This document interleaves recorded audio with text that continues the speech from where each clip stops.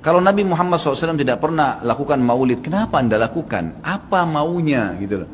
Tanya coba, pasti mereka bilang Nabi nggak pernah lakukan, para sahabat tidak melakukan. Sampai saya pernah berkata kepada beberapa teman yang sudah sampai pada level ustadz-ustadz, kiai-kiai yang mereka masukkan, saya bilang, akhi, tolong datangkan kepada saya satu saja pendapat, tidak usah dari para sahabat, tidak usah dari para tabi'in. 4 orang imam saja, Imam Ahmad, Imam Malik, Imam Syafi'i, Imam Abu Hanifah, ada enggak satu saja statement mereka yang suruh buat maulid? Coba datangkan kepada saya. Tidak pernah ada, satu pun tidak ada statement mereka. Dan itu muncul justru setelah mereka meninggal. Imam Abu Hanifah meninggal tahun 150 Hijriah, Imam Malik meninggal 179 Hijriah, Imam Syafi'i meninggal 204, Imam Ahmad meninggal 240 Hijriah. Itu munculnya maulid di tahun pas Imam Ahmad terakhir tuh, 10 tahun sebelum meninggal, 230 Hijriah, oleh orang-orang Syiah yang ada di Mesir. Itu mereka lakukan. Karena mereka mau mencontohi ya, yang dilakukan oleh orang-orang Nasrani merayakan hari lahirnya Nabi Isa alaihissalam.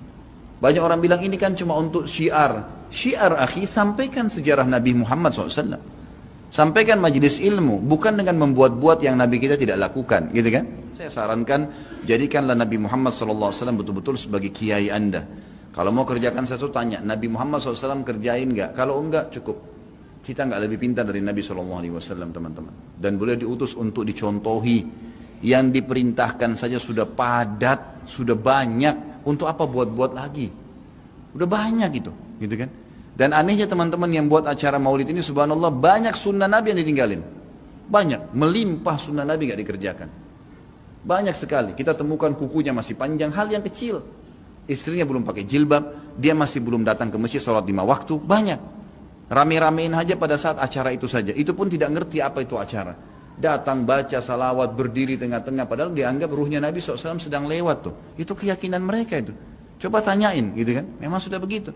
Jadi tidak cukup dengan kata-kata baik. Mohon maaf, saya katakan ini dengan teman-teman yang melakukan perbuatan-perbuatan yang Nabi SAW tidak perintahkan. Anda sama saja sedang mengatakan, maaf Rasulullah, saya lebih ngerti daripada Anda. Nabi SAW tidak perintahin kita kerjain, jadi kita lebih ngerti dong dari Nabi. Gitu kan? Padahal kita disuruh menjadikan Nabi Muhammad SAW sebagai suri tauladan. Yang disuruh saja, jangan tambah-tambah, cukup. Cukup.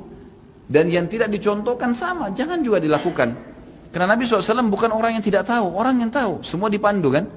Berarti di sini masuk dalam mengerjakan apa yang diperintahkan, meninggalkan apa yang dilarang dan yang tidak dicontohkan.